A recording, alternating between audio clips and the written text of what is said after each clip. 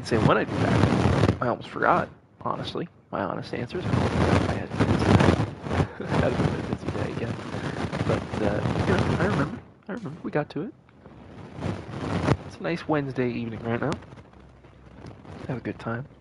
Play some Bloodborne. Play in online mode, because, this isn't Dark Souls. You don't get invaded every 5 minutes when you're online. I suck at PvP, so I never play in human form in DS1 because I am not good at PvP. I mean, especially in Dark Souls 1 where it's like lag stab of the game, but even in like Dark Souls 3, I tend not to be cindered up just because I'm bad, real bad.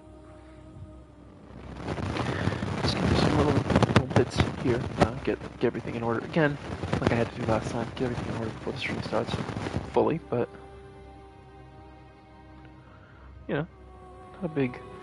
not as much this time to do. Just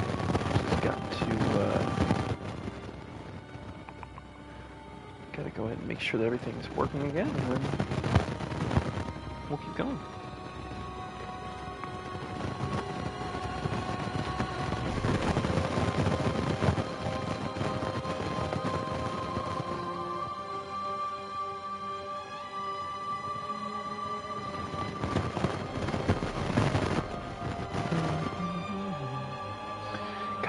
Fucking great,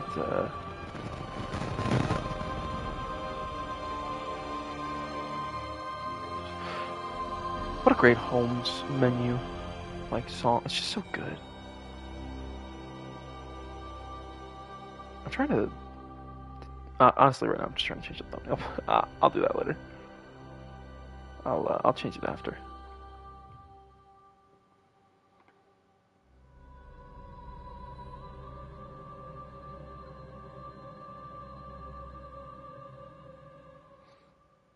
There we go.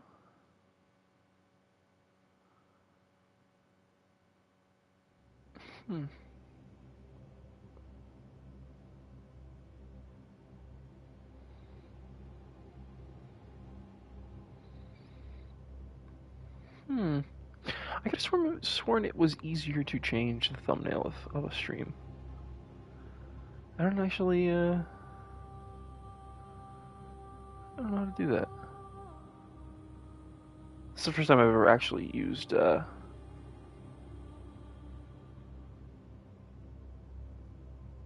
ever actually used YouTube's, like, dashboard thing. I never do.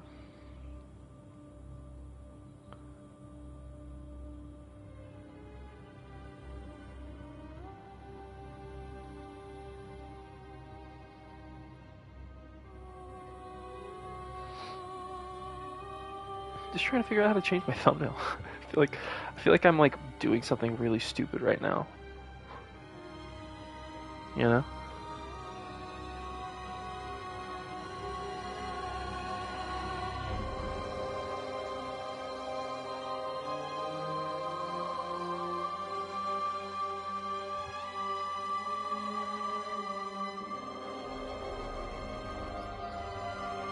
Ah, well.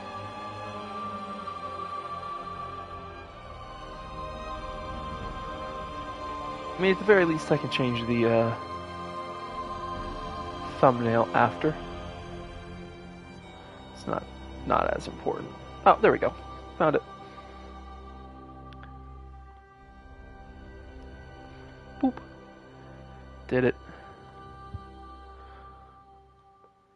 There we go. Now we can start. Yep, that's us. Ooh. Time to, oh, shit. Time to, so I did, I don't know if you saw the time there. I did leave my game open for like a couple hours before I shut it. I completely forgot I didn't close the game. But I did not progress at all. I didn't do anything.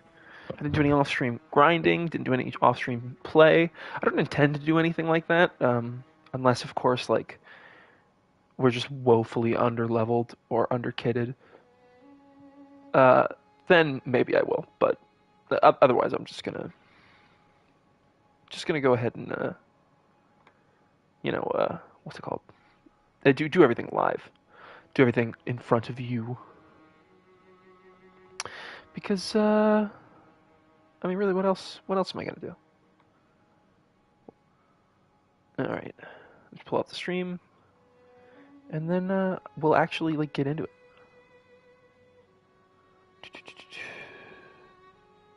Sorry, this is taking me so long. Do that.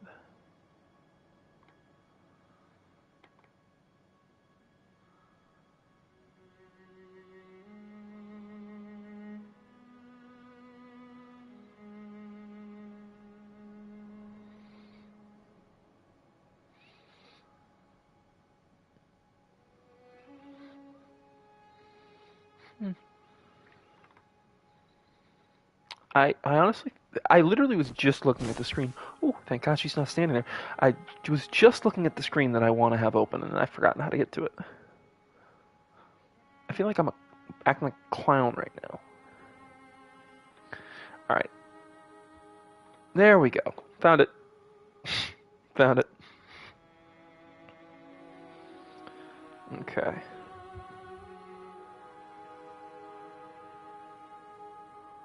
There we go. Just want to know that the stream is healthy. Just pull up the encoder and stuff, make sure that everything is actually good. All right. Still haven't talked to Gehrman. Don't plan to. So I think at the end of the last stream, I did upgrade this. Yeah, so I got a +2 Saw Spear. So near the end of the last stream, I upgraded my Saw Spear to +2. We're probably going to run with the Saw Spear for like quite a while. Because the only other weapon that I can think of using is the Blades of Mercy, and to be honest, those are more a PvP weapon to my knowledge than a PvE weapon. I might end up doing Chalice Dungeons this playthrough. I've never really done the Chalice Dungeons, even though I've played through the game like 4 or 5 times. I've never actually done the Chalice Dungeons because they were always like...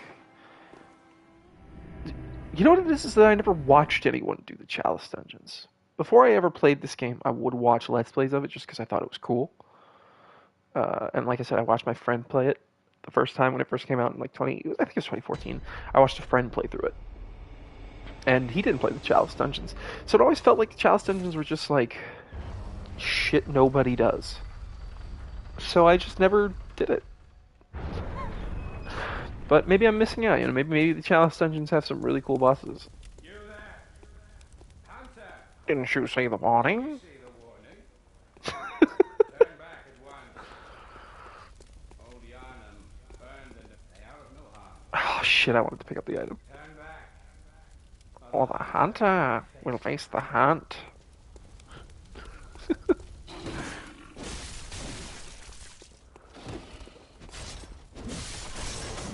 Let's go get that hunter's torch. That's it. I think the hunter's torch is literally useful for this up here, like across that bridge, and that's it. Like after that, I never use it again. You get the lantern pretty early on, so for like having light purposes, you're not ever really gonna use the hunter's torch for light. But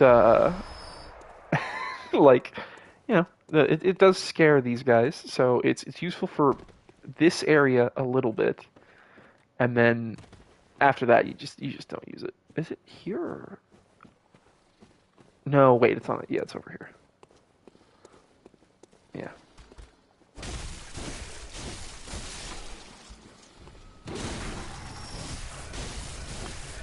Did a little head flip there, ducked under it. Wasn't expecting that. Alright, let's get this. Probably gonna have this kit equipped until I get a better weapon. Or Evelyn. Well, no, because once I get Evelyn, I'm not even gonna keep the Hunter's Pistol equipped. I'll just unequip the Hunter's Pistol for Evelyn. I think that there used to be, and I don't know if there still is, but there used to be a way from there, I think, you could get to the lower part of Old Yarnum with like a jump with a death cam, and then you could just like run through it. But I don't know. I haven't done it. I don't know how to do it. I don't think I've ever done even a single speed run bit of tech in this game. Like in every other Dark Souls game, I'm pretty sure in every other Dark Souls game, I do at least some kind of like speedrun tech at some point. Just 'cause, like, oh, I want to skip this one annoying fight, or I don't have to do this part a bunch of times if I do the tech. Like, in Demon Souls, you can skip that big area in Shrine of Storms, or like, I'm trying to think of more. Dark Souls 1, you can skip a portion of Anor Londo, like that whole portion after you get to the bonfire with Solaire. You can just skip all that, and you don't have to fight any Silver Knights except for the one on the stairs outside ONS's boss room. Man, these guys are not that afraid of this torch. I remember them being way more scared of the torch. Like, they just never attacked me. But I guess I was wrong. I guess my memory was incorrect. I'm gonna burn this guy. Where's that? I should watch. I know there's a video of a dude who played through the whole game with only the torch. And I need to watch that. That's like, the only thing I know of it is that I saw the screenshot of him standing in front of the corpse of Kaz with a torch in his hand, and it said, "I beat the game with only a torch," or something like that. So, that I know that much, and nothing else.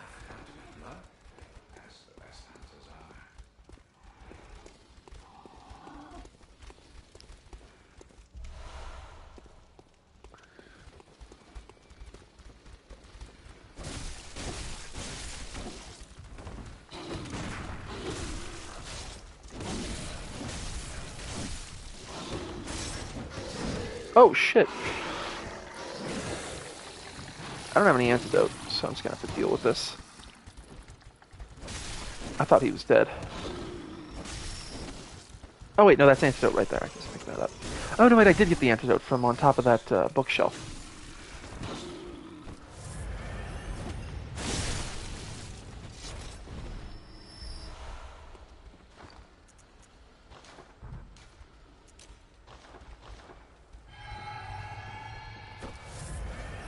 Okay.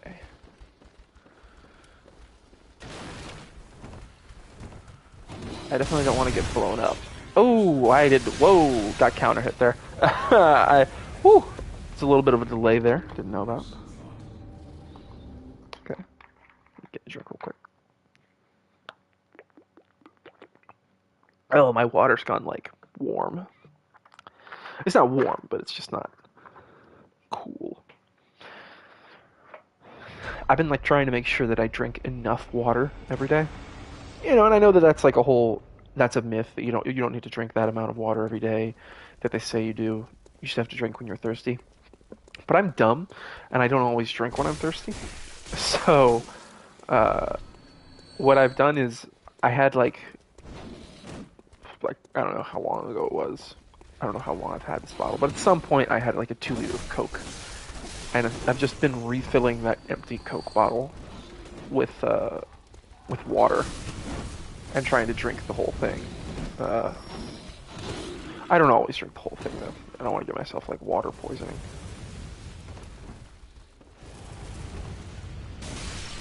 Oh. I thought I would have to go way further to get my echoes back. Oh shit. Definitely need more endurance. I'm feeling right now like I do not have enough endurance.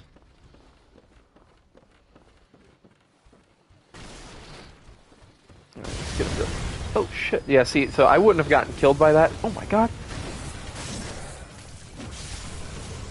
If it hadn't been a counter hit that first time. Whew. I need to get somewhere safer than this.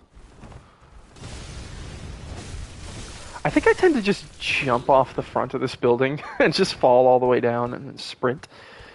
But that has a very low success rate for me. It tends to fail, and then I will occasionally succeed. So instead of failing 8 times and succeeding once, I will fail very slowly, like 4 or 5 times, and succeed once.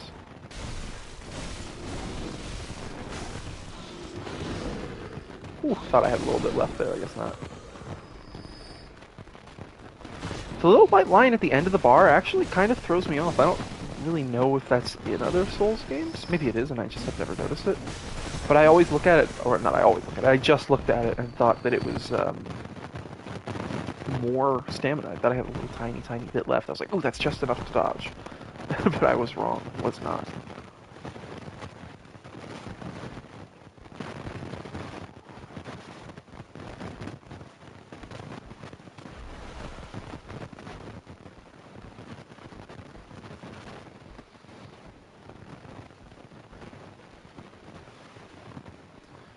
Okay.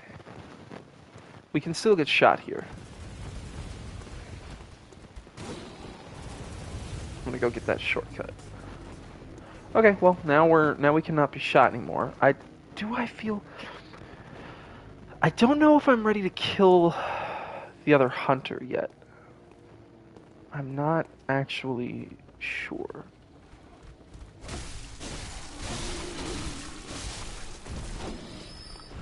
Whew, there's a lot of these enemies.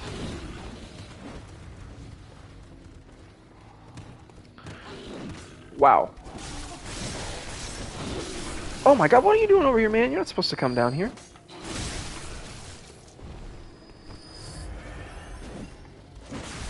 You are not supposed to come down here, man. Get back up. I mean, he is supposed to come down here. He's supposed to fucking fight you, but, like, you know. Oh, so close.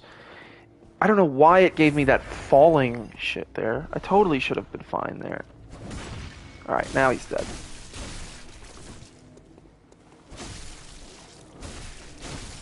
Oh, never mind. He strafed around me.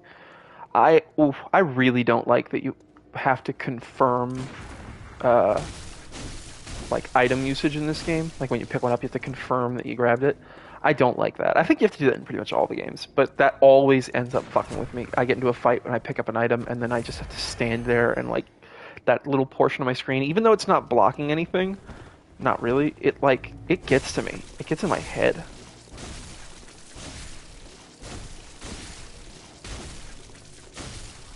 Yeah, so this is how you kill this guy.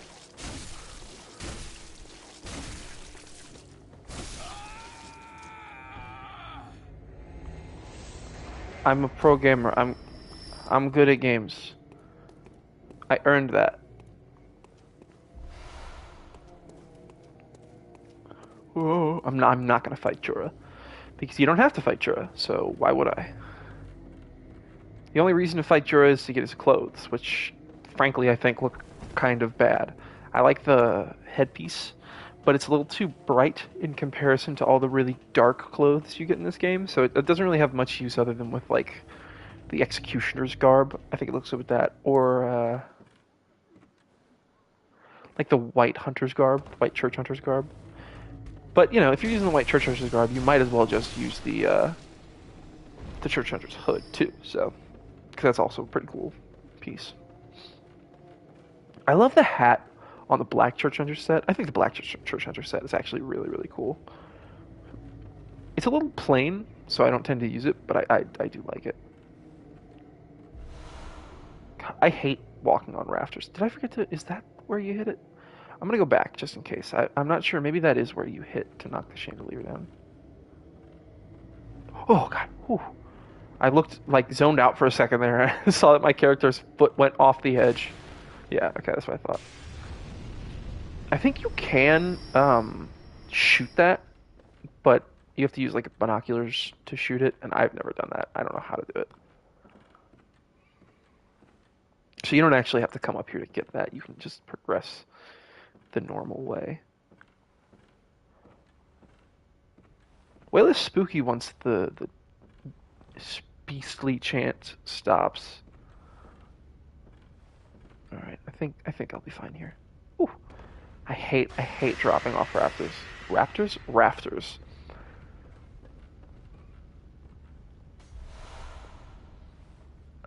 Can I make that jump? I know that's just some messenger gear. Ah, whatever, I missed it. I don't need it that bad. I think it's the messenger top hat or something like that. Maybe the bloody bandages. I don't actually know what that is. tend not to get it because it's just like an extra thing I don't need. Oh shit, I forgot. Oh shit, can I survive this fall? Oh shit. Yeah, okay. Are they gonna come over here? They are. I'm just gonna grab this blood and leave. I tend to have like a you just fight everything mentality because fighting things is the game, so fighting things is fun. Oh, didn't mean to do that.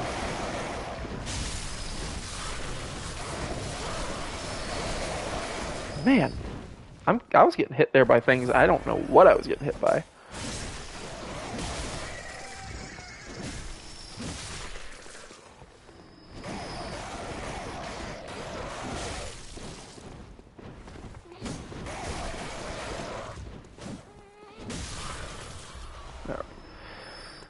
You know, there's sort of a risk assessment degree of like thought that needs to be had. Oh god, I hate it. I fucking hate it. I went to itch my fucking ear and I got the salty gestures again. It's constant. Because I think it's hold A or hold X and then release while moving. It's just, and it's the faintest movement. I could understand if there was like a certain level of movement required to do it, but it really is just like a Let's Player tool. So you can do a cool emote without having to pull up a menu and break the immersion. That's literally all it is. But it's useless to 90% of players. Especially because they're very vague, the controls. Like, I mean, look at what the fuck is that third one? I think it's like to flip it, but it's like, and then the other one's to flip it the other way and shake twice, move to the side. It's just like, what the fuck?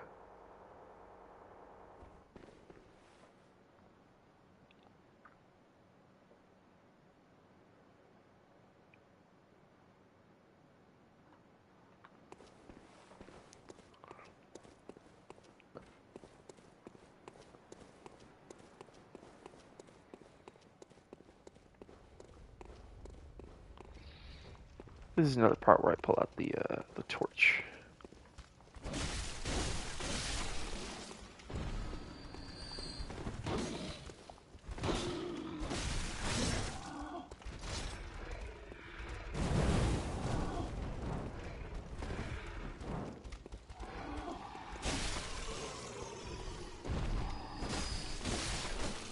I think that the right hand, left hand system, like for some weapons can only be equipped on your left, some weapons can only be equipped on your right. I think it works for this game, but God, it would not work in like a Souls game or Elden Ring, you know, Dark Souls or Elden Ring. Being able to have like, oh, I'll put my staff in my right hand or I'll put my staff in my left hand. Even that little tiny thing is so important to like the fundamentals of the differences between a build. Like if you're the kind of person who's going for a build where you're a much more aggressive, dodge-heavy caster, where you're like, I'm gonna dodge, I'll do some melee attacks, and then I'll roll out of the way of attacks, is very different from being a player who is doing, all right, I'm going to put the staff in my right hand so I can hold a shield in my left, and I'll put my sword away so I can run away, stand back and cast some spells, and then if the enemy closes in, I can block. Like, those are the fundaments of those two different playstyles. While, yes, both of them would be a hybrid, like, melee caster build, the playstyle between just something as simple as putting your staff in your left or right hand drastically changes between the two builds. Like, it drastically changes how you play. I thought this was a ladder for a second, and I thought there was a ladder in this game that led up to rooftops I've never been to, and I would have been upset. I would have thought it was really, really cool that I just discovered something I'd never seen before, but I would have been upset at myself for never noticing a ladder.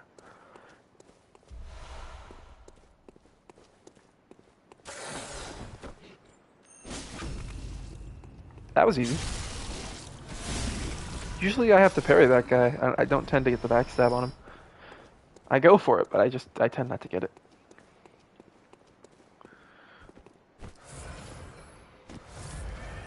I think I'm running out of bullets in storage. Oh, that's right. You can't look at your bullets in this menu. You have to go back to the storage room.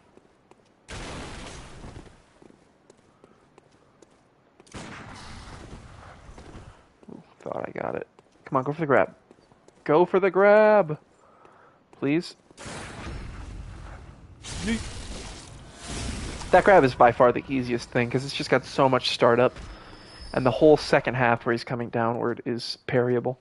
You know, unless, of course, he misses and then...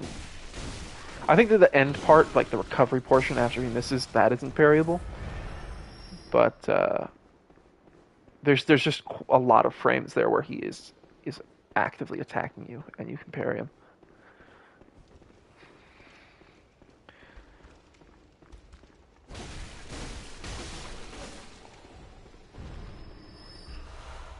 Got a lot of bloodstone shards. Probably gonna upgrade to +3 once we get back to the hunter stream, which is where we're going. I'm gonna open this up and are there items up at like the tippy top? I'll check. There probably are. I mean, if there's another set of stairs, then there's a reason why you should go up them. Yep. Ooh, fire paper. Oh, sweet! I got more fire paper. That's gonna be great. So let me see what I've got in terms of beast. Okay, I've got 5 pungent blood cocktails. That should be enough for BSB. I don't think I'll need more than that. If I do, it's because I fail and then I have to try again. So here's hoping I don't need more than that. So what I'm going to do is probably going to go back, upgrade my endurance a bit, just so I can get a couple more hits in during the BSB fight.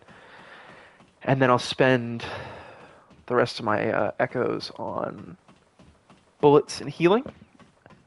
And then once we've killed well, maybe I won't. Because once we've killed BSB, we're going to get a chalice. And then we're going to do Cumfuck to get infinite healing and bullets. Because I hate having to manage my healing and bullets. Call me bad if you want. Say I'm terrible at the game because I have infinite healing and bullets. Well, it's not infinite healing and bullets. You know, you get 20 per run. But you know what I mean. I don't have to worry about running out. They're no longer consumables. They're more like Estus. Sorry if the sound of me drinking is grossing you out. That's my B. I don't need more bullets right now because I should. Well, I'll buy more. I'll buy some bullets. I'll at least fill up to 20. Okay, I can level 3 times. Do I want 3 levels of this? Well, you know what? I want to get 15 vitality as well. Here's what I'll do. Let's get to 20 endurance before we start leveling our vitality. Well, yeah, let's do that. So let's try and get 20 endurance, and then we'll get some more vitality after that. There. Very soon we will have all the healing we want. I will not put any levels in this guy that I don't earn. I've done that before. I don't know if you saw before, I have that character on my main menu called a Perfect Man. My goal is just to have a guy where he had, I think it was 40 in every stat. It was 40 or 50 in every stat. Just so I could use anything, goof around with anything. And it was fun, but you know, it was easy, so I don't think I ended up doing it. I think I beat the game with him over like several years of just like, I'll goof with this guy a little bit. I haven't actually made a new character that I didn't delete in like a week in quite a while. Okay, so let's get our hotbar set up. Pungent blood cocktail. And then... no, yeah, let's put the beast blood pellet here and 5 fire paper, because we went and we talked to Alfred, and we got the ones that were on the top of the tower. Alright, let's go bum rush to BSB. Just checking. I think maybe, no, that's not it. Is it on this? Oh my god, yeah, it's totally, yeah, I don't know why. I just mentioned that it was on this rooftop, that you could skip to the second half of this level faster. And then I just, like, was gonna say, is this that rooftop? Not the other one I was thinking of. And then I was like, dude, this is the rooftop you were thinking of. This is the one you just talked about.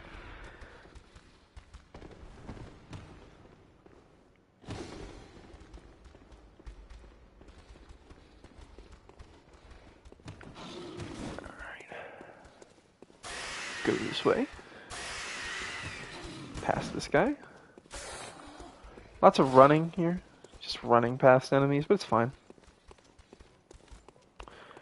I'll come back for this guy. Actually, can I get him here? Okay. Oh shit, I was gonna upgrade my weapon. Whatever. We shouldn't need it.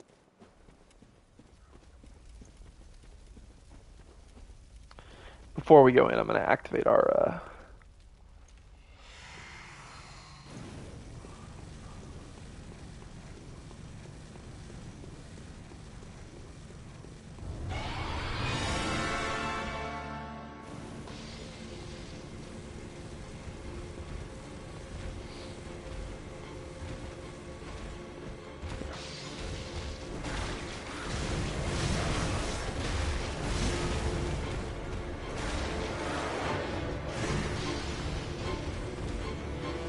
throw a few too many too fast, but that's fine.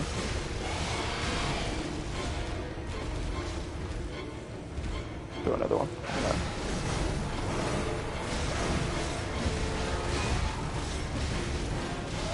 And you might ask why I'm spamming transforming attack instead of doing other attacks, even though the transforming attack takes more stamina. It's because the transforming attack does way more beast build-up.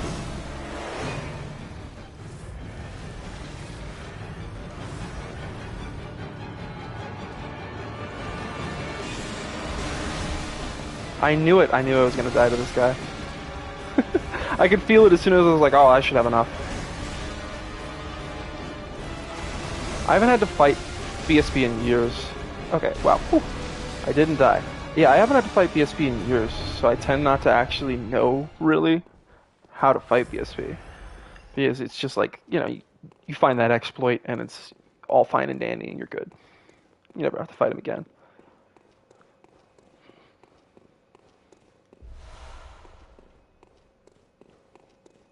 Thank God that Beast Blood wore off, because, if it hadn't worn off, I would have died.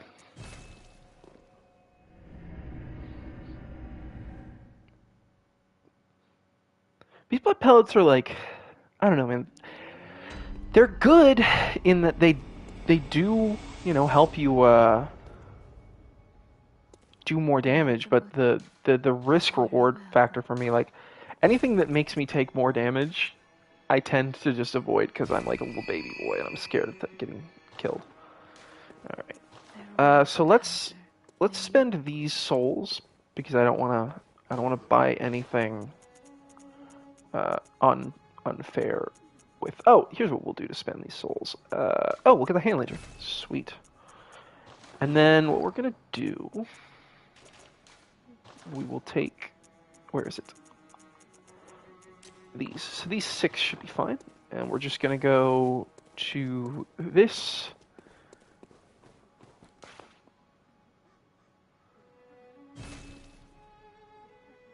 Search by Chalice Glyph.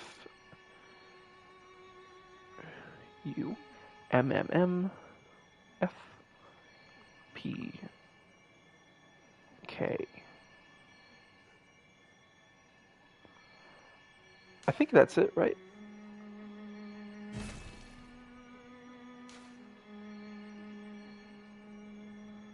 I need to double check. Is it just CUMMMFPK or is there something else? Is there like a number at the end?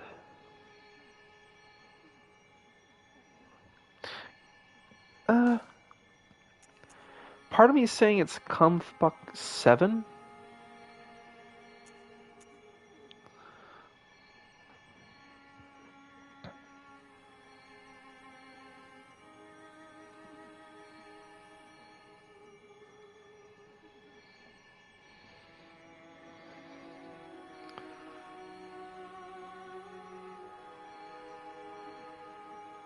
Okay, yeah. I don't know why I thought there was a 7. I like tricked myself into thinking there was more to it. Oh, it's loading.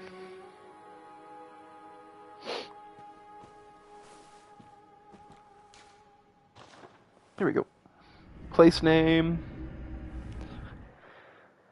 It is weird though that they have these are well, no, they're not. Isn't this one only accessible by glyph? This isn't one that can actually naturally spawn. You have to know the glyph for this. So you just come out here and then stand right here, and that guy dies. And we shouldn't have to do this for very long because this is pre-Amelia, so heals and bullets are pretty cheap right now. So I'm just gonna do it probably 2 or 3 times, and you see I get like 84k, 80 some k, like a lot for just. And I don't have any rune boosting stuff on right now. If you've never done this before, this is like the way to delete heal farming from the game. You just never have to do it again. Let's see what these nice messages are. Oh, blood echoes. I think one of these might be mine, actually. Oh, tight spot. Therefore, nothing but blood echoes here. Treat blood echoes with care. I usually actually stand here, but that's not a good idea, because if you go too far, more of the level spawns in. I think what happens is... So, I watched a Zuli the Witch video. That's probably enough. I'm not going to continue. I watched a Zuli the Witch video on what is actually happening here. There's a hunter that where he spawns is directly underneath a swinging scythe trap, like a swinging axe trap. And what happens is that when you get there, the first thing that loads in is he loads in. Before his AI loads in, he loads. And oh, that's not what I wanted to do. He loads in, and then the swinging scythe trap loads in at the same time. But his animations don't load, and his AI doesn't load. So basically only his hitbox loads. I might be wrong, but... So he just stands there and gets like slashed over and over and over, and he doesn't move. But if you walk just a little bit further, then he actually loads in, the rest of the area loads, and then he just moves out of the way of the scythe. So if you move just a little bit too far, just a touch, then you will end up getting messed up by the distance. So that's why I usually just stand right here.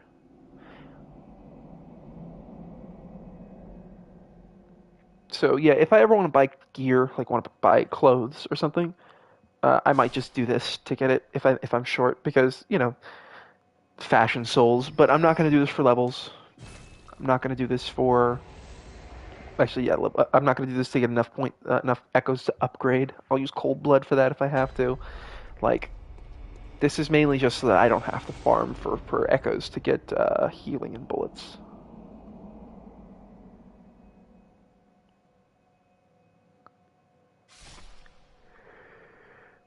Oh man, this isn't great watching, though, I'll admit.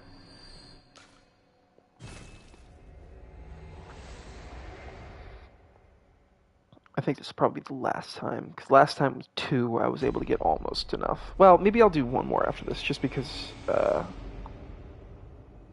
I do want to get like max. Well, no. I think having less than the maximum of healing is good, because then you won't constantly be picking them up and being told like, nope, you have too many, can't send them back. So yeah. All right, let's head back. Also, I don't want to use all my Bolt Hunter's marks, just because I don't want to run out of them and then be like trapped in a place out of bounds, or trying to get back from a boss fight with my souls. I keep doing that. I'm trying to be better about calling them like runes and souls and echoes properly, but I don't know, man. Souls is just so ingrained in my head. I played 3 Souls games. No, I only played the 2. I only played 1 and 3 before I played Elden Ring, and I mean I played in a really fucked up order. I played 3 first, then Bloodborne, then 2, then Demon Souls, then 1, and Elden Ring. Okay, I don't want the maximum number, like I said, just so that I don't have to worry about being constantly reminded that my inventory is full. So we'll get 502, 100 less than the max. And then I'll get, I already bought that. Yeah, I'll just buy a bunch of Bolt Hunter's marks. There, now I'll never have to worry about running out of Bolt Hunter marks. I'm fine with that. I had to get rid of those echoes somehow. Alright, let's, Church of the Good Shepherd, Old Yarnum, Tomb of Odin, it's... Shit, did I forget this? I forgot to use... I did, wow. Yeah, I forgot to use the, lantern in Odin Chapel. The Cathedral Ward lantern. Gotta go do that. Big dum-dum move for me. Henrik's not here yet. I still don't think he is. He's not, okay. Oh, did I get the Adela brooch? Did I say Adela? What's her name? It hasn't. Viola. Viola. I think Adela. Adela is the healing church lady. I don't know what the name of her would be. She's not like a priestess. Cleric. And I don't think it's clergywoman, maybe? Nun? I don't know what the term for her would actually be. This is the third time I've run up here. I think I remember last time I forgot to use it, and I was like, "Oh, I'm an idiot." So I repeated the same mistake.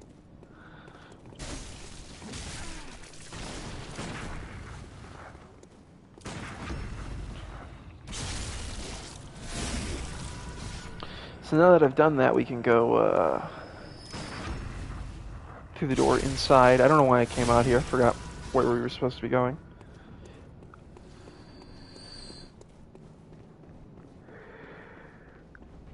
Let's go. Yeah, I'll get the rune. Even though I can't use it yet.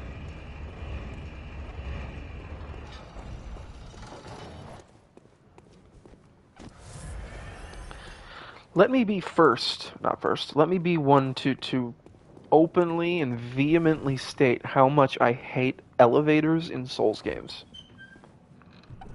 Because there is nothing more annoying than losing a boss fight and then dying to an elevator and losing all your souls to an elevator. Or like, even just, maybe not even losing your souls, right? Because when you're grinding a boss fight for real, you've already lost your souls. Your souls are gone. Who cares about those souls?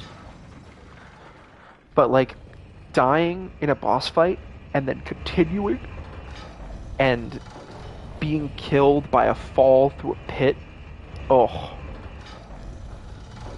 it's infuriating. And it basically forces you to always send elevators back down with the assumption that you will die. The only one where I don't do that is the new Londo elevator at Firelink Shrine. Because if I do that, when I'm trying to come back from Blighttown, I'll kill myself. I will be like casually running, and I will die trying to go up that elevator. I forgot to upgrade our weapon again. Wow, damn. I'm just gonna go out here real quick. Because even though there's a bunch of dudes shooting at you out here, it's actually really safe because they can't shoot you from the floor. Sort of the opposite of what you'd expect. Inside is safer than the outside, but... Oh, I hate the torch attacks. I always forget that they're a thing, and I always get hit by them. I hate a lot of things in these games. I love them. I love these games to pieces. There's a lot of things in these games that like just irrationally frustrate me. Or rationally frustrate me, I mean. But that's kind of part of the goal. I do feel, though, I don't agree 100% with Matthew Matos's criticisms on Dark Souls 3 and Bloodborne, because, like, he sort of, in his Dark Souls 2 review, his Dark Souls 2 critique, if you've never watched his Dark Souls 2 critique, you should totally watch it. It sort of helps put into words a lot of the things that most players can sort of feel are wrong with Dark Souls 2. It sort of helps you to solidify your thoughts and really be like, yeah, fuck, I knew there was something off about that. I knew there was a reason why I didn't like it. I just didn't know what it was. And it's a really good video. It's very, very succinct and very well put together. It helps to summarize a lot of massive problems with a game. But one of the things that he talks about in that video is the way that the bosses sort of feel unfairly difficult. They don't feel like there's a legitimate, fair level of difficulty that you are competing with, in the sense that it doesn't feel like you should be able to win all these fights, and the only reason why you're dying is because you are making a mistake. There's a lot of stuff in Dark Souls 2 where you get killed by something, and the idea is you're supposed to die to this, and then the second time you come through, you'll survive it because you know about it this time. You know? And that sucks. That's not fun. That goes directly against... What's this say? Choir. Oh, that's kind of cool. The choir. What? So that's what they're called. I always remember that the place they have is the orphanage, but I never remember that they are called the choir. Yeah, so he talks about how, like, a big part of what makes Dark Souls good is that it is a game that is challenging but fair, and he talks about it and he praises the game for that level of, like, harsh but fair, and you're never going to die to something that's just total bullshit. But then, when he ends up critiquing Dark Souls 3 and 1, it's like he conveniently forgets that he's already said that that's a huge part of what the games are good for. Because he then lambasts the games for just becoming, you know, more difficult and being more about the combat and less about the worlds. And I don't agree with that view, but something I completely got derailed. My original point was, like, I do to a degree agree with it. I completely see where he's coming from, in that a lot of the time in Demon Souls and Dark Souls 1, and even in Dark Souls 2, even though I do think that it's less fun than all the other Souls games, it is still really good in this aspect of, when you're in the world, you're feeling a lot more... I hesitate to use the word immersed because it's an overused word, but I think that a lot more of what makes the game good is the way that you interact with it sort of feels more like what you would actually choose to do if you were put into that position. I can never fucking remember how to do this. I think it's this, and then you just do that. Oh, well, I'm dead. Like, there's sort of a level of what you're doing is more what you would do put into that situation. So, like, in Dark Souls 1 and in Demon Souls, yeah, shields are really, really, really good. And spells are really, really good, and fighting enemies from a distance is really, really powerful. But that's fine, in my opinion, because that feels like what I would do. If I were put into this world, I would do it. I would have a shield, and I would be wearing big armor, and I would be scared, and I would be cautious and slow and patient.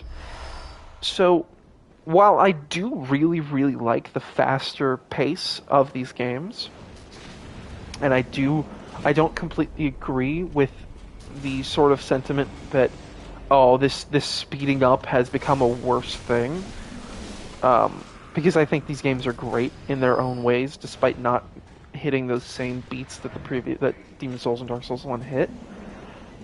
I think that the speed lends itself to just being a more fun gameplay experience. But being in the worlds of Dark Souls 1 and Demon Souls feels far more tense and exciting and like stressful. Not really, because it is fun, so it's not a stress thing. But oh god, I did it again. The moment to moment is a lot more slow and methodical and patient and thought out. So that is something I kind of do miss in these games as opposed to Dark Souls 1 and Demon Souls. That said, and Dark Souls 2, I think Dark Souls 2 does it really well too. Um, that said, like obviously any day of the week I would rather play Bloodborne to Demon Souls or, or Dark Souls 3. I think Demon Souls is really, really good, but because it's the first game in a new genre of action RPG, it has a lot of foibles and a lot of flaws that aren't necessarily that aren't there in all the other games because they sort of ironed those out. And that's just because it is the first game in the series. If Demon Souls had come after, another game that had already established this. Oh god, that was way further. Okay, I'm gonna stop doing just roll off in that direction. That's clearly not working. I'm just trying to run, or maybe I'll do a back step in that direction. Yeah. It would definitely have been way better if it weren't for the fact that it is the first game in that kind of a genre. Like, the number of times I have stopped playing Demon Souls because I couldn't beat man-eaters is... I mean, I was going to say many, but I think it's like 4. I think 4 times that I've stopped playing the game because I just can't... Man-eaters just keep killing me. I just can't do it. Man-eaters is just nuts. So the game does still have that sort of difficulty to it, but I like that it feels more like a game where if I want to, I can do what I would do if I were put into a world with, some sort of video game EXP like force driving it. I would probably damn, fuck, that one always works. Wow, we died together. I would fucking grind it up, and I would be high level, and that game sort of allows it a lot better than any of the other ones. It sort of pushes you to think of the world more like an RPG and less like an action game. Whereas, excuse me, as you progress through the Souls games, they become more action, less RPG. Even Dark Souls 1, like, very quickly does away with areas where you can grind easily and, like, the more RPG, like, item heal grinding and stuff like that and having, restorative grinding. That is something that's just kind of gone after Demon Souls. And then Dark Souls 2 tries to bring it back because I have a weird feeling that a lot of the Dark Souls 2 devs were bigger fans of Demon Souls than they were of Dark Souls 1. Which isn't a bad thing, per se, but I personally prefer Dark Souls 1 to Demon Souls, and I think that the healing systems in Dark Souls 1 are a testament to the quality of the game. Finally, we did it. I think that they're part of what make the game so good is the way that you have to be smart with your healing. You have to be patient. You have to you have to think about the risk reward of like, okay, do I heal now or do I wait until I've taken more damage so that my heal is more effective, so it's not as wasted.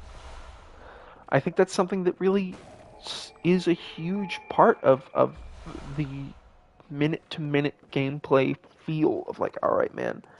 And then of course having bonfires and stuff like that, like that's part of what makes Demon Souls so much better, or not Demon Souls, Dark Souls 1 so much better than Demon Souls. And then in Dark Souls 2, they bring back consumable healing, and it just completely throws off the whole feel of the game, because now Estus is sort of bad, because you have to stand still and drink it, and it's really slow, it's not that good.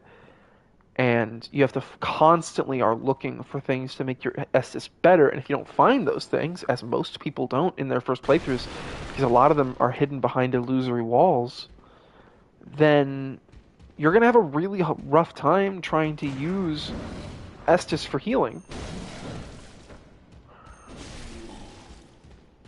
Because your Estus is going to be pretty weak.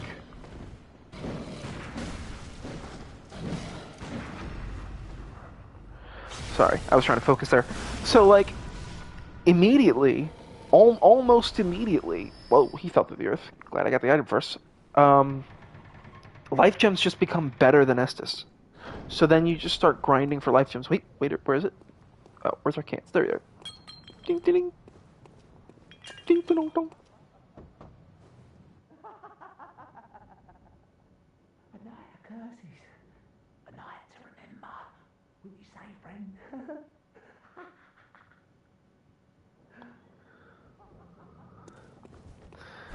I love the world building in this game. This was like, you know, I was just saying that you sort of feel more immersed in the world, and the minute to minute is a little bit more engulfing. I think that's what you feel. You don't feel like you're in that world. I think that's something that a lot of people use immersive, and they say that they're immersed. But obviously, I don't feel like I'm in Lordran when I'm playing it. You know, it's just that I'm more interested in being up, like in playing the game. I'm more enthralled by the world. I think enthralling is the word, because you know the gameplay lends itself a lot more to the feeling that you are this person adventuring through. It definitely helps with the role-playing aspect of the role-playing game, which is something that I think that Bloodborne actually does. In my opinion, I think Bloodborne probably does the role-playing aspect of... Wow, oof, they did a lot of damage. The role-playing aspect of these games worse than any of... I think it actually has the worst time being a role-playing game, because, and only because, there is a very small number of roles to play. Every person is a melee build. There is no ranged builds. There is no... You can't do a gun build. You can't do an arcane build. Like, you will be doing a melee build. And yeah, sure, maybe you're built around using, you know, your gun is really powerful, but you're probably going to be using a rider polish or, you know, rifle spear, because bullets just don't, like, there's not really a way to do anything else other than, god damn it, I went to Tomb of Odin again, other than the basic, like, melee. And so it is worse, I think, for being a role-playing game, because, as I said, there are less roles for you as a player to play. You know, you are a hunter, and you're going to play this way because this is the way this game is played. And I think that that's something that, I don't know if I feel this way, if this is just my mind, or if this is just how everybody else thinks, but it's kind of weird to separate Bloodborne from the other Souls games, but you sort of have to, because Dark Souls 1, 2, 3, and Elden Ring, and I think it was because Elden Ring came out, and I started to feel that,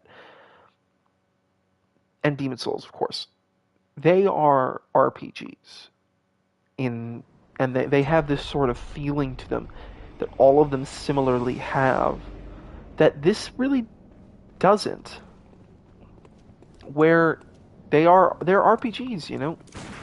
You're adventuring through this fantastical world, and you've got all this massive variety. You've got a bevy of different styles of play to ascribe to, because that's, you know, what RPGs are sort of about, is that sort of player freedom and expression. I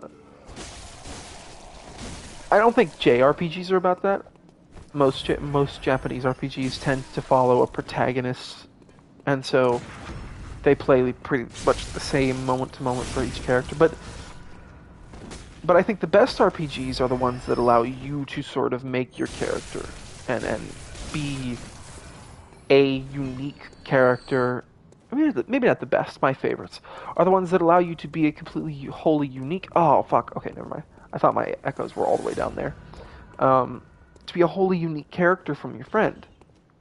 You know, and there are obvious masterpieces of the RPG genre that don't let you do that, like Final Fantasy. Final Fantasy games follow a protagonist, and they follow a party of protagonists, of side characters. And so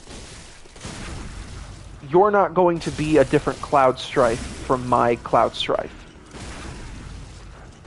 Cloud Strife is Cloud Strife, and everybody, you know, Cloud Strife has a big sword. I'm taking so much damage. I'm like kind of surprised by how much damage I'm taking. I did not remember these guys doing that much. So a lot of JRPGs follow that sort of style of like, okay, you play a protagonist and then you've got the party, and that's where the variety comes in, is the party members. But for me, my favorites are always the ones where your protagonist can be like a knight or a mage or a rogue, because that sort of helps with the role-playing aspect when you can create the character and play the role instead of experiencing the role from the protagonist's perspective, which is more in tune with what like a Final Fantasy game is, where yes, you are playing Cloud Strife, and Cloud Strife is a character, and you do not decide who Cloud Strife is. Cloud Strife is who Cloud Strife is, and you're the one in control of him. You're the one, you know, moving the pieces. But you aren't writing the script. You know, you are not deciding what kind of person Cloud Strife is. I do not think I'm ready to fight Amelia right now. But I'm gonna do it anyway. I'm definitely not using a Beast Blood palette on Amelia. I'll use Fire Paper, but I'm not using Beast Blood on Amelia.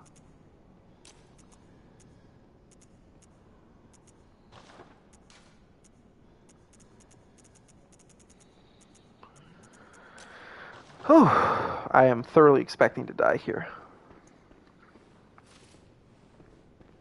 Oh, you know what? No.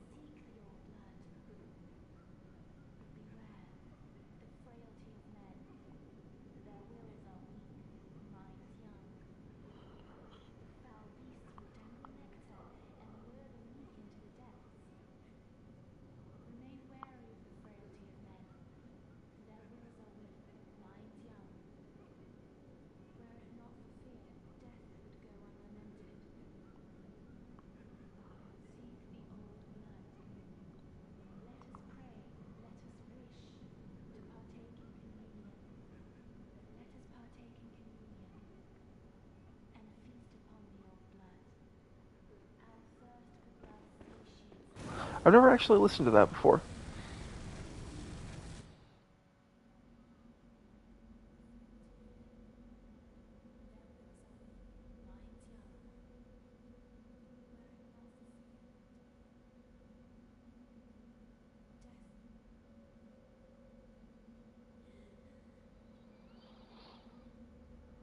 She's really, like, lanky.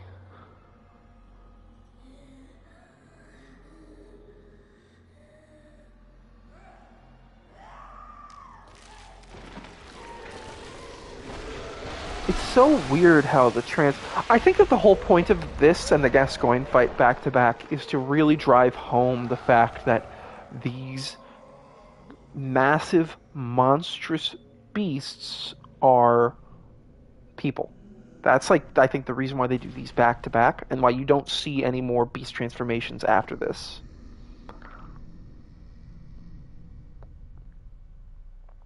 Alright.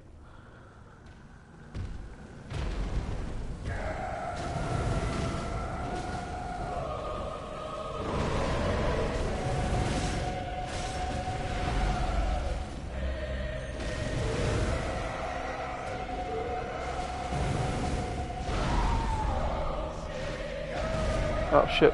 Oh shit!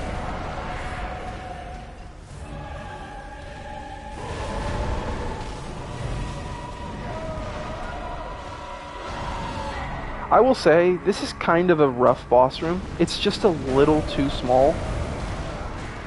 It's very, very easy to get Amelia caught up on a wall.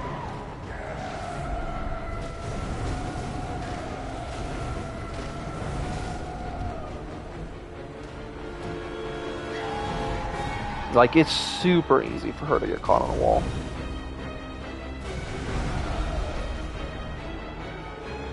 Oh, visceral, yeah.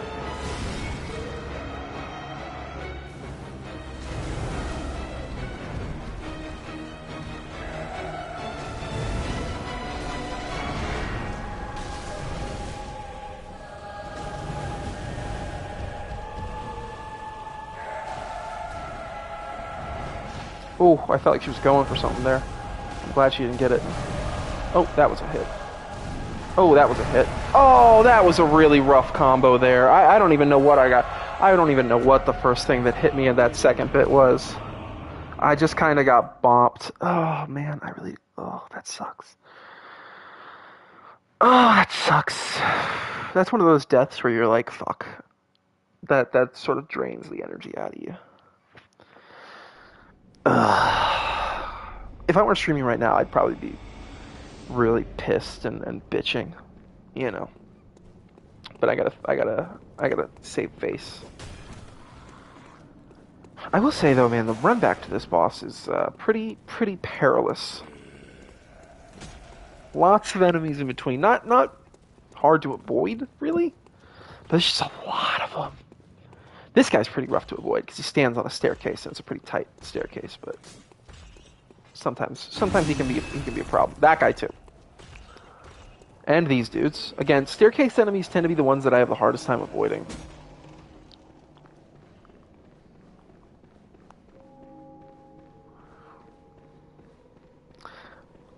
I only have 2 fire paper left, so if we lose here, that's going to be pretty rough.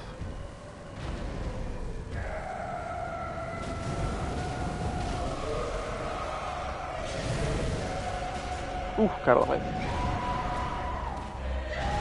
Oh shit, she's definitely another camera beast. Like Parl. Oh god, that one actually can insta-kill, like, pretty easily. I'm surprised I didn't die from that.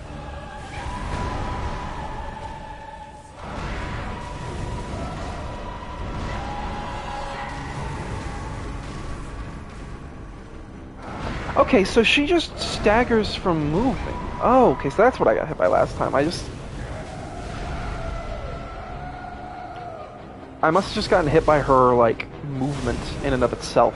I must have bumped into her body.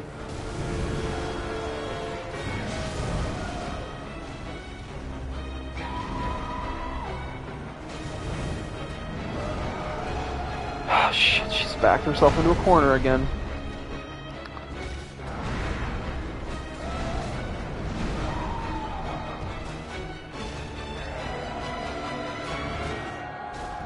I think she's probably got the best monster screams in the whole game. Because it's so very clearly like a woman screaming, but also a beast. Ooh, that's probably it for me.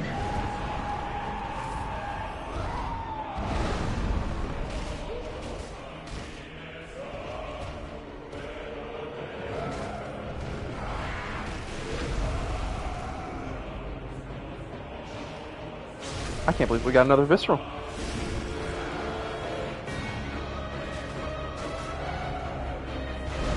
Ooh, very, very early dodge there. Very early. Yep, had to heal up the second time. I knew I wasn't going to be able to dodge that. Oh, I'm backed into a corner. That's rough. Oh, thank God, she went for the grab. That was really easy to dodge.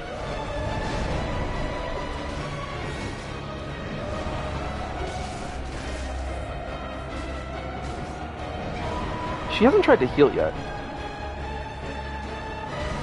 Ooh, that one's bad. Ooh, I'm in a corner. That's bad. I got really, really lucky there.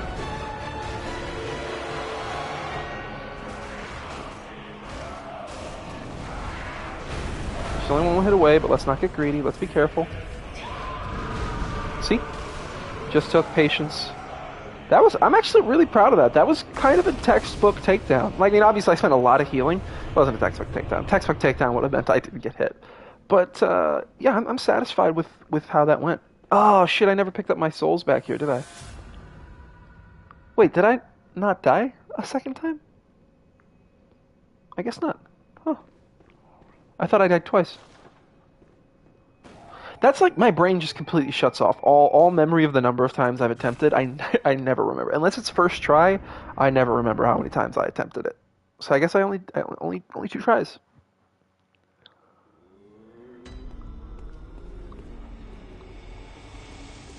Well, what is it?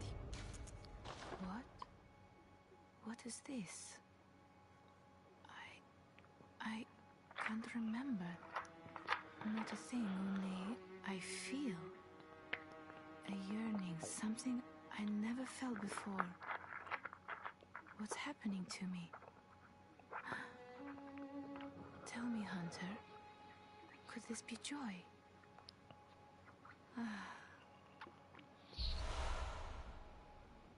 Welcome. What is it?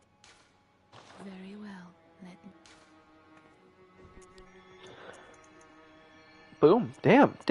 That's actually exactly where I wanted my stats to be. I'm really happy with that, actually. Okay. Yeah, I wanted to have 15 endurance and 20 endurance and 15 vitality. That was kind of what I was going for. What I was hoping to be able to get. I definitely obviously want more than that overall, but that was like what I wanted to have right now. So I'm really, really happy with that. Let's go ahead and blood jump fortify. Let's see what else we get.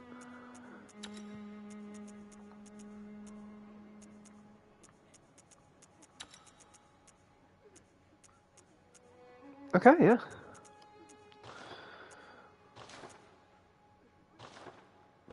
Can't do any Carol runes yet, because we don't have the rune thing. I also don't think there's any new gear yet. No, just, I really like Gascoigne's hat. But part of it is I don't want to use Gascoigne's cap, because I always use Gascoigne's cap.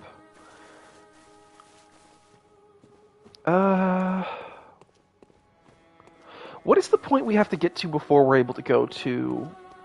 Because now that I'm thinking about it, I absolutely, as soon as I get the item for the DLC, I am going to go and get Beast Hunter's Scythe, because, yeah, I mean, I'm not going to use this if I can just get a better version of this, which the Scythe is basically just a more Dexy version of this spear, so I might as well get that. I will say, though, this is so much better than the Cleaver. The Cleaver has all these vertical swings in its transformed mode. I definitely like the Saw Spear's transform mode more than the Saw Cleaver's. Let me check this thing out real quick just to see what the stats are like right now. Yeah, DD. I could probably stand to put some more points into my strength just because this is a DD scaling, but I'm going for a Dex build, skill build, so I want to have more skill in the end. So that's part of, again, why I'm going to use the Scythe, because that is way, way more skill scaling than it is strength scaling. That said, though, I don't feel like there are many, I mean, correct me if I'm wrong, I don't think there are many quality weapons in this game. Many weapons that scale evenly with 2 stats. There aren't many. Most of them are like either skill or strength. But that's it. I don't know, because I've never done... I've never thought of doing actually, no, my first playthrough was a quality build with the saw cleaver, but I mean, it was a quality build with a strength lean, which is sort of like perfect for the saw cleaver. Because I wasn't doing any arcane anything, and I didn't use the gun much for anything other than parrying, obviously.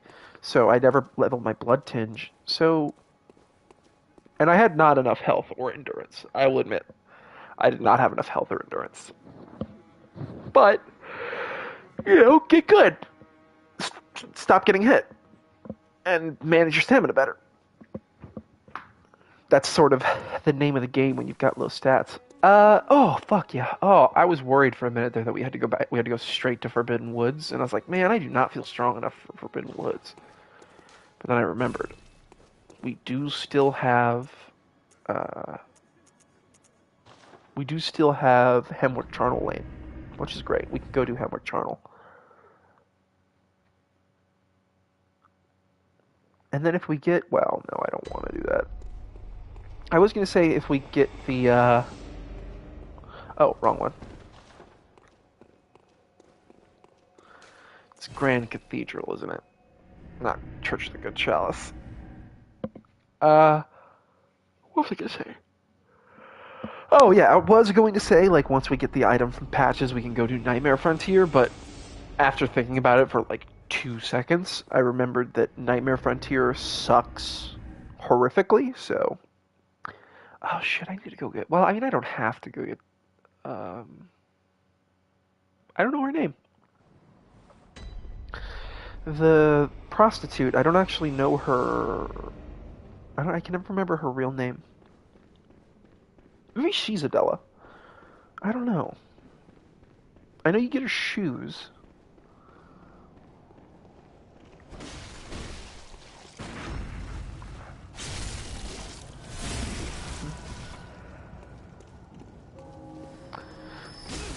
First frenzy enemies of the game.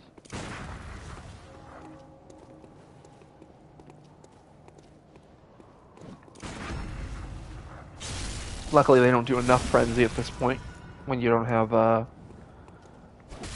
any insight to really be a problem. There's fucking shambling madness, or whatever the fuck they're called. Shambling something. Over here. This is where you kill those 2 guys to infinitely farm a fucking shock paper. Which, was great and all, but once you get the ability to buy shock paper, you can just get infinite shock paper with cum fuck.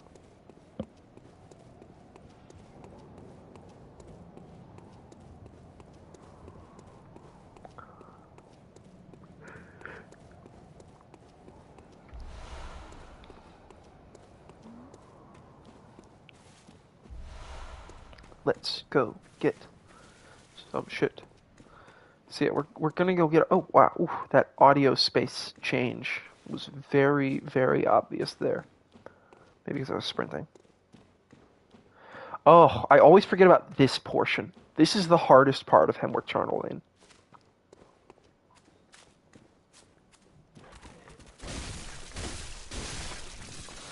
This area with the dogs and the gunners everywhere.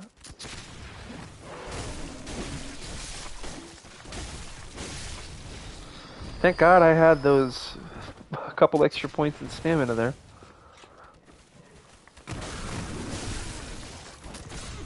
Oh my God, counter hit. Fuck, that counter hit bullet did a ton of damage.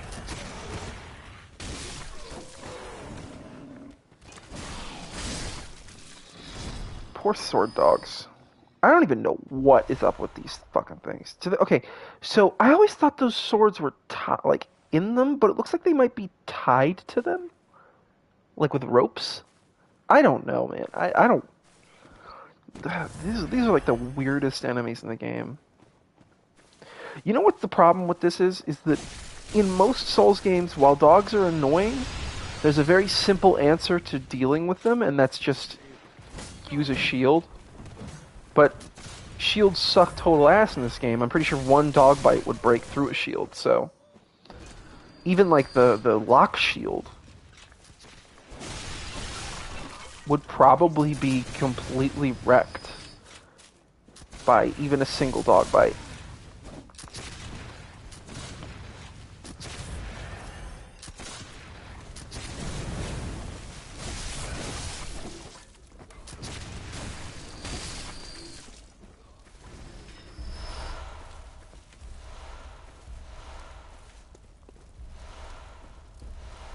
Whew. I guess these guys are using bone marrow ash. Maybe that's why their fucking guns do so much damage.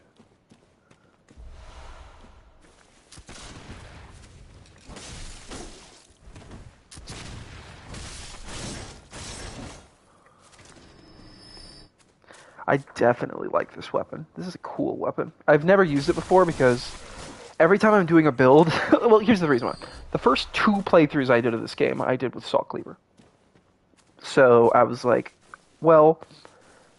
After that, every build I've done has been an attempt to try something new, right? So I did my first skill build that I didn't end up finishing, but that was a Blades of Mercy and Whip build, because at that point I didn't have the DLC yet. And then my first playthrough of the DLC I did on an arcane build because I wanted to use Holy Moonlight Sword, and I ended up mostly using the Tonitrus. I don't know, maybe the Holy Moonlight Sword's just not that good in this game, but I just didn't really, it didn't feel as good as my Tonitrus. Maybe the Tonitrus is just a fantastic weapon. It's just kind of boring because it just sort of activates and then there's no real transformation. But I enjoyed it. I thought it was a fun weapon. I used it through the whole game. And then I did a Blood Tinge build. Or no, I did a Blood Tinge build before I did my Arcane build. But I didn't actually beat it on my Blood Tinge build. I got up to Gehrman, did every other boss, but I couldn't beat Gehrman. No matter how many times I fought him, I couldn't fucking beat him. And I think I went back like a couple weeks ago, and not a couple weeks ago, a couple months ago. Back like right after I did my first... Because I only actually played Old Hunters maybe a year ago. So I went back and I played my first character again on their New Game Plus. And I was like, oh, I'll try them out. And I went and I beat Gehrman. But then I just stopped and I deleted the game and I never actually played it. So like I said, it's been a long time since I've actually played this game in its entirety. Like I've stopped in and I've fucked around a bit, but I haven't actually like played the I haven't actually played the game. Ow.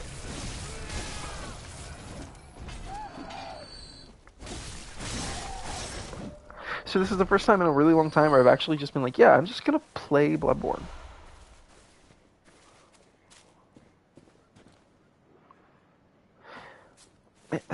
Okay, so that is actually nothing. That's literally nothing. That ladder. Like I was thinking, like, oh, maybe where would that ladder go if I were to climb it? But it doesn't go anywhere. There's not even a floor there.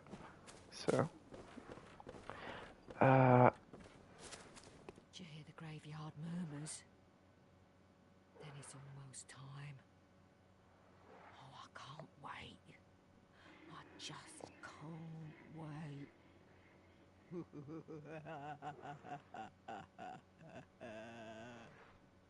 God, that was not a great laugh. That's not.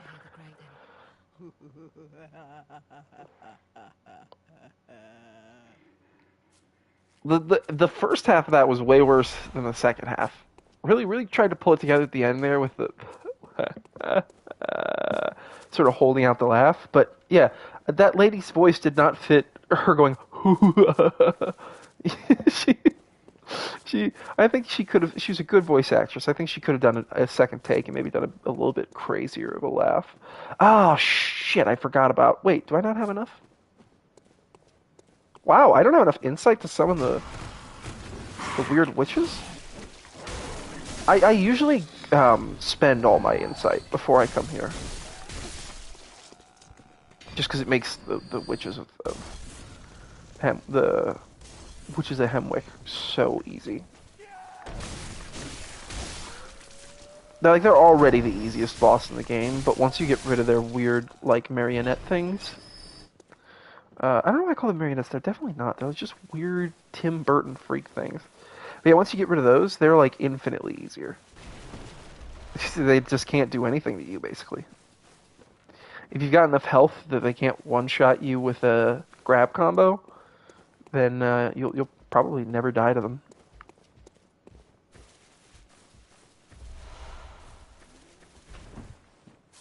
Hey, big guy.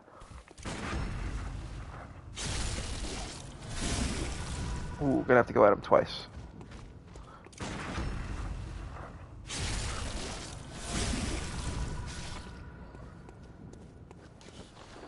It's always a crapshoot whether or not you're gonna get your riposte on a staircase.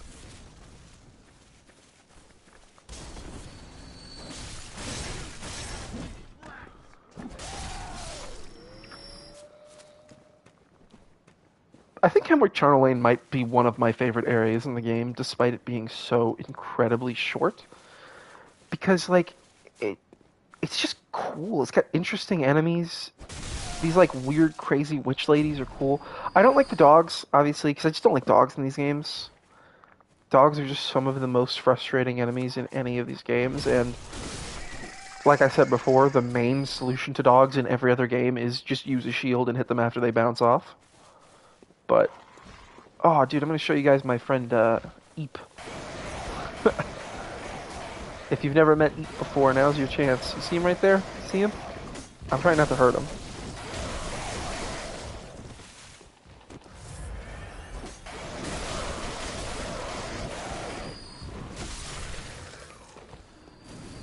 Oop, didn't mean to do that. Yeah, get away from him.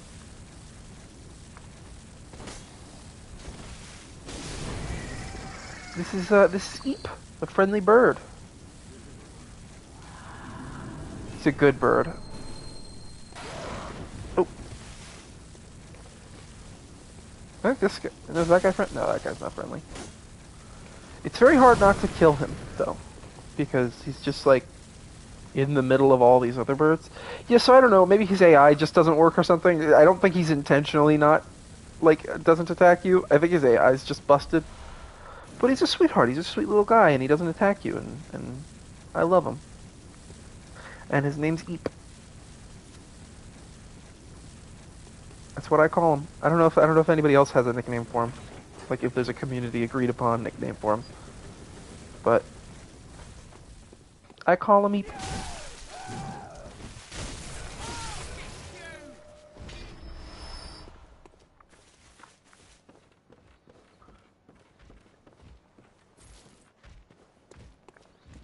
Hey, you! Is there a grandma in there? There is a grandma. Get out of here.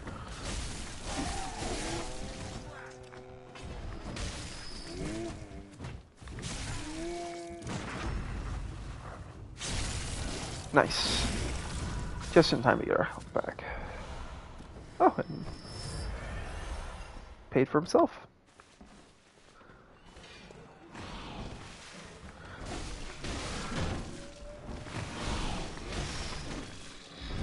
The dogs are definitely the scariest enemies in this zone, because everything else is like, the old ladies are kind of easy to dodge.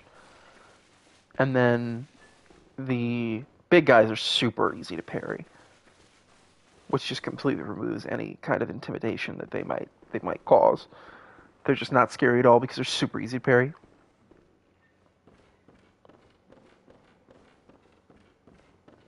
I am gonna sneeze.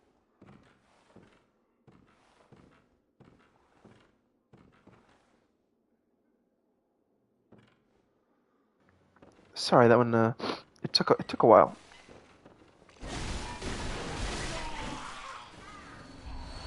Okay. Boop. Ah! He did a little celebration there.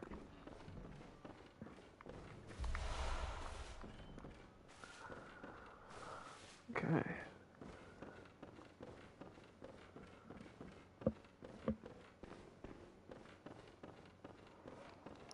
Probably gonna stop after witches, right? About an hour and a half of watchable content. Not paying attention to like the 20 minutes of nothingness that was happening. No, not 20 minutes. I think it was like 5 minutes of setup beforehand, but still. This lady always is just like... I always get worried I'm going to get killed by her. Because I have been killed by... I think my first playthrough, I got killed by her like twice. and I got frustrated by that. And I always remember, like, she's there. Do not get killed by her.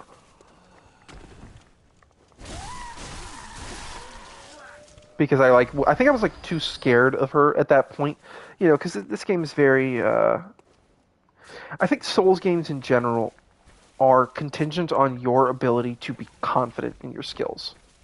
Like, you have to be confident. You cannot be afraid of your enemies. You have to respect them. You have to be, like, aware of the fact that they are a threat. You need to be aware of the fact that they can easily kill you. So you have to be sort of aware of them, but you cannot be afraid of them. Because if you're afraid of them, and you're unwilling to engage, unwilling to be... If you're too scared to notice the openings in their attacks, then you're not going to be able to... Oh, she went for an attack, decided not to do it, and then went for a grab. I got super lucky there. I hate that they always stand... Yes, come closer. Come, attack, come on, come closer.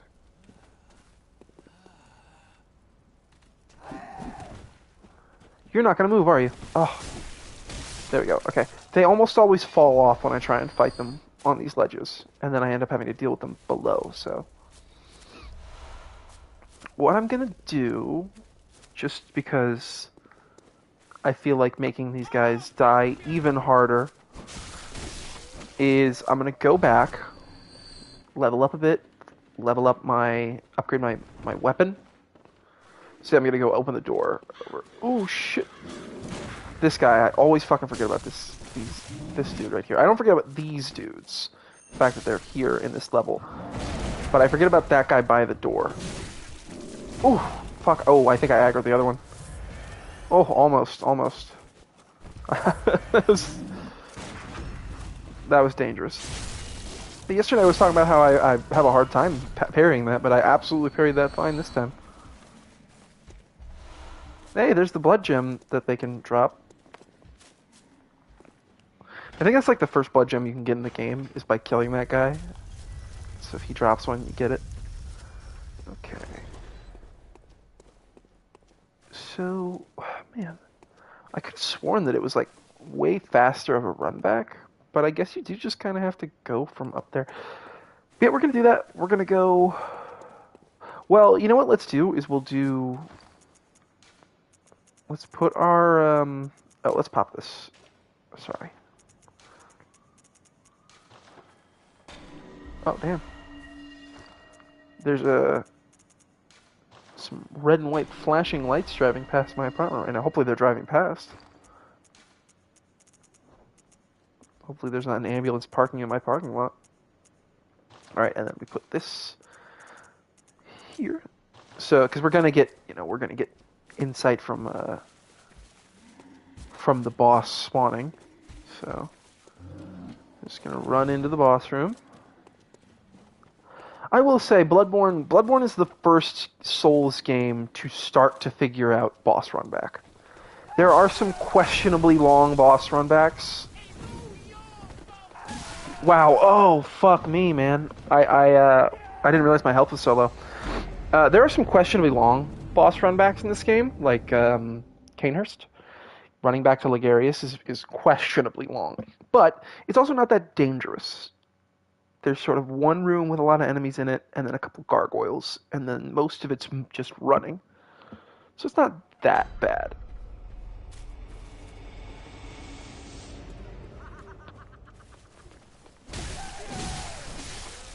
I didn't want to get killed by them.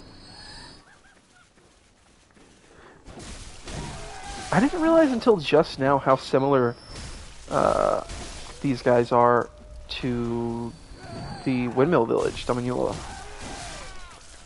Like just a bunch of old ladies sort of reveling in despair and death.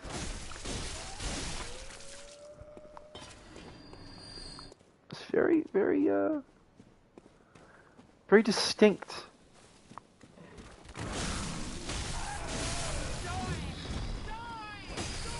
I think it was just that one old lady sticking her arms out, being like, yes, yes, that sort of like standing in the rain pose.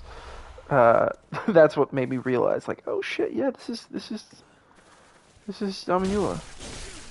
Or Dominula. I don't actually know what it's pronounced. I think it's Dominula.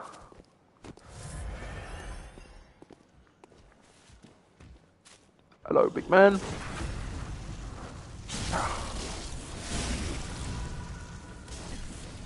Ow. Your like ant up there is really fucking with me.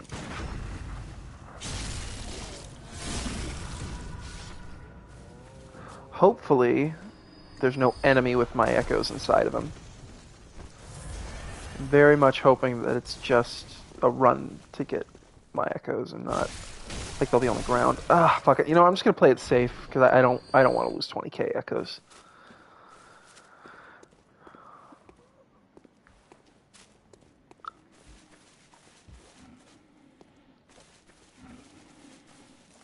Oh, these guys are dangerous. I always get fucked up by these guys.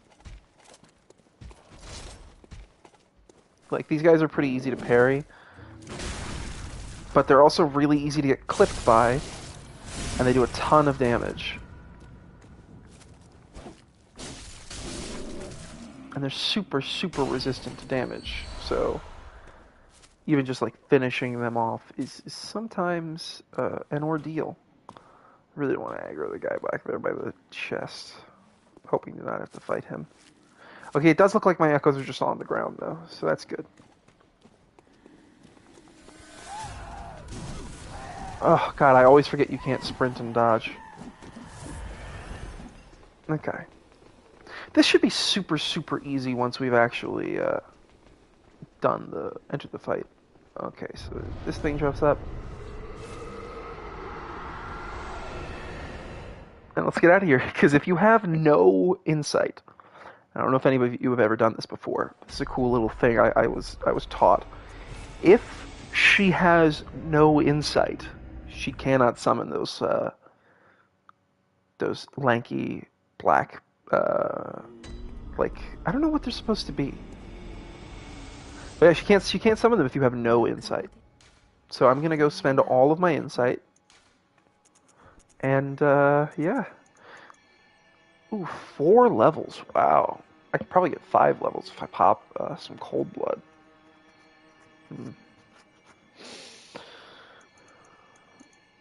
Yeah, let's do that.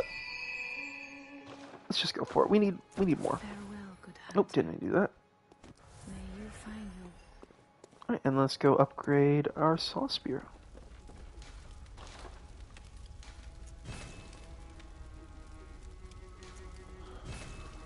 Alright, sweet.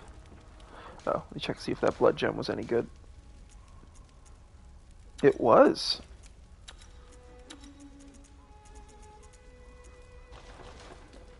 Oh yeah, I'm not gonna do the girls thing, but I think this is just a blood tinge gem, so it's not really that good for. Yeah. Oh shit! Damn, never mind. Hell yeah.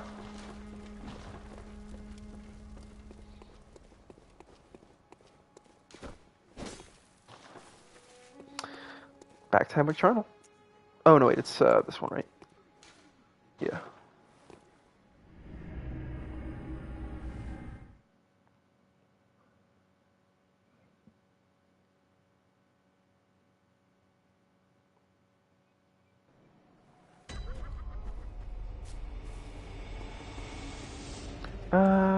Do I want to just run?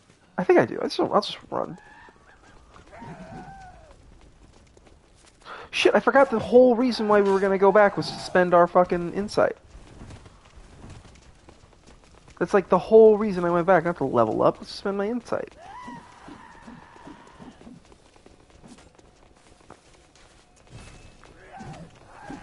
I'm so glad you're invincible after you sit down like that. Oh, if this were Dark Souls 2, which I've been playing a lot recently, that would not.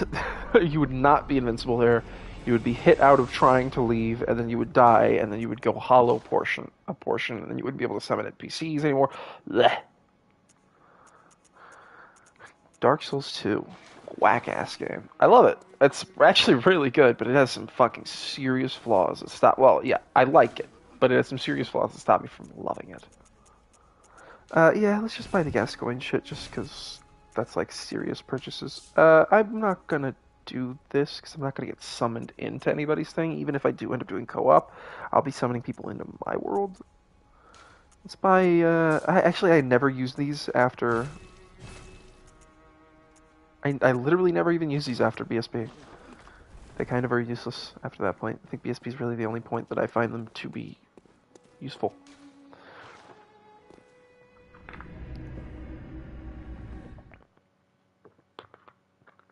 You know, I just thought, isn't it kind of weird that those all say awaken above ground? I think that's a bit odd to me.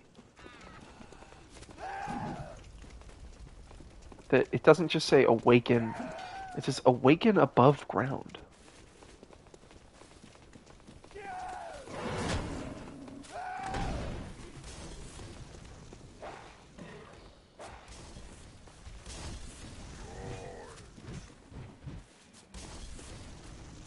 You know what I really think is cool about this game as opposed to Dark Souls is sort of the Curse of the Undead is the antagonist in a lot of senses. And actually no, I almost immediately was able to correct myself. Like it's the antagonist, it's the cause of all of the problems, it's the Curse of the Undead. But then I realized, like, well, no. Also, there is the demon. There's the flame of chaos.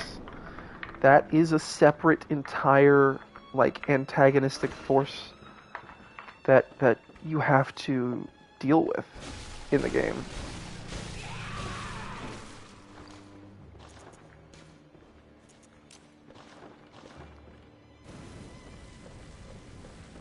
But yeah, I was gonna say, like, as opposed to in this game, there are two opposing, separate, different antagonistic forces in the beasts, the Scourge of Beasts, and the Insight madness. And of course, you know, with enough time and learning, you learn that they both do actually come from. They are both from the same place. You know, they're both products of the Great Ones. But, you know, I think that's still, they are separate enough that they are, I mean, they're opposites. They're two sides of a whole. You know, with a lack of insight causes you to be more likely to become a beast. You know.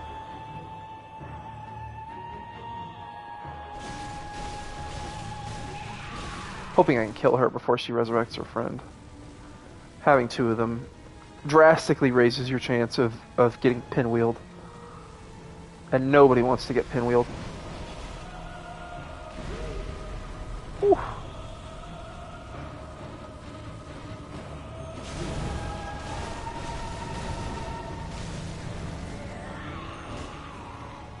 Oh, they're back.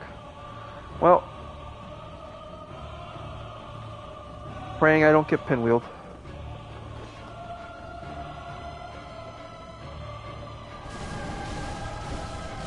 Alright, which two is dead, and which one is over there? Sweet.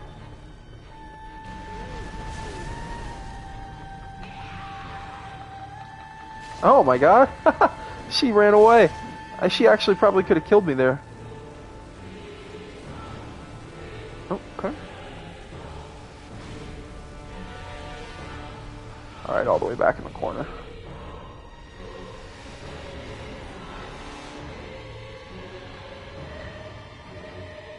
It would be a little much if she couldn't cast any spells at all if you didn't have any insight.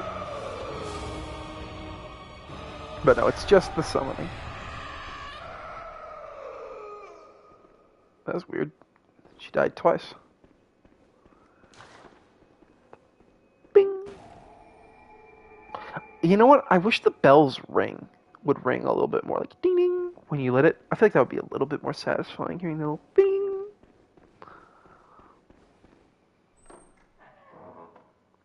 Hello, Carol. is this Carol of the workshop, or is this a hunter of the workshop who took the Carol rune tools with him for some reason? I don't know. I feel like it is Carol because let me check. I think all these papers are supposed to be like he was writing Carol runes down on all this paper. Well, no, those are words. I really don't know. Also looks like he maybe fell through the ceiling a little bit. The ceiling's falling apart. Oh yeah, this is something most people don't actually end up doing. You'll start to like this boss room a little more if you look up. Like, look at this fucking room. This is a boring boss room. Looking down, there's a weird archway. Like, why is there this ramp? Why would I need to go up here? What's the point of this? But if you look up, this is just, look at that fucking ceiling and that statue there. Like, wow, man, this is so cool. And I love that they have they have varied different corpses hanging from the ceiling. It's not one corpse repeated over and over and over again. There's tons and tons of different shapes and sizes of corpse hanging from the ceiling. Even though right there you can see two identical corpses right next to each other, one there and there. The one on top of my hat, and now the one on top of my hat again. But yeah, it's like, there's at least a variety enough that you look up and you're like, wow, holy shit, there's a lot of dead bodies. Oh, the roof is busted, so there's moonlight coming in. Oh, it's so cool. Ah, man. Next stream is when it gets crazy, though. Because next stream is when we go to... next stream is when we go to the Forbidden Woods. The Forbidden Woods are where I always drop the game. Like, I either drop it before Old Yarnum, because I just did the tutorial, and then I stop playing, and then I never go back because I don't know what kind of build it is. Like, I can't remember what build I was doing. Or, it's Forbidden Woods. Forbidden Woods is rough. Forbidden Woods is very difficult. And I give up there fairly often as a result. Alright, let's level up. Get a good level up in.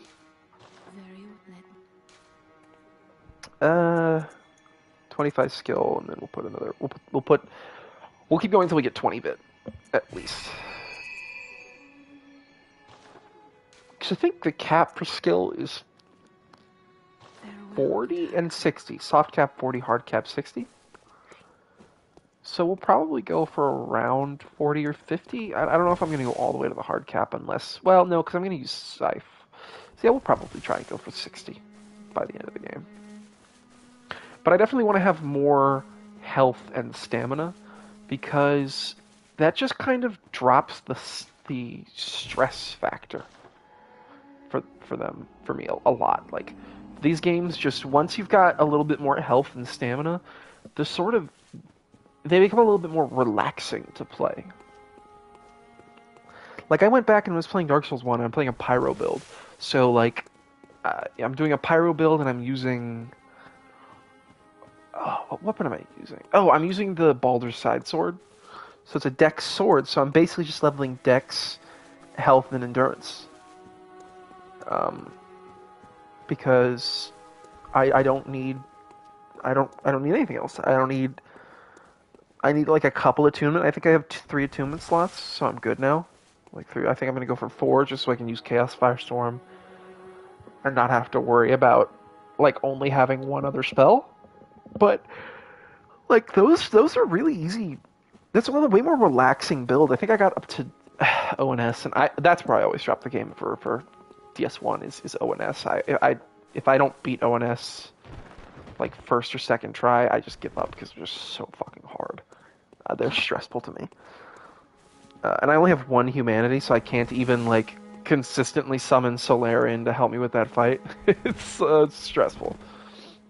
I usually tend to just summon allies for that fight, but I only have the 1 humanity, and there's no way to really farm humanity in Anne Orlando, so... My only real hope to get a ton of humanity would be to go go to the painted world and farm the rats in the painted world for humanity, and that would just take years and whatever. That's a weird end of the stream to me. Start talking about Dark Souls 1 when we were playing Bloodborne. But yeah, we're gonna call it here. Probably. Well, I'm gonna do the fucking same. I'm not gonna stop in the same. Well, unless I'm gonna stop in the same place every. That'd be kind of cool. No, fucking. Here we are again. End of the episode. I'm probably gonna keep doing this like 2 hours, around 2 hours per. I'm not gonna force myself to keep going if I obviously just feel like stopping. But if I'm having fun, I'm not gonna force myself to stop either. So I'm gonna call it here. Come back probably tomorrow, maybe not. I don't know. Not 100% sure yet. I'll try to come back tomorrow, but if I'm busy tomorrow, then I'm not gonna, obviously. So yeah, fucking, I will see you on the next one.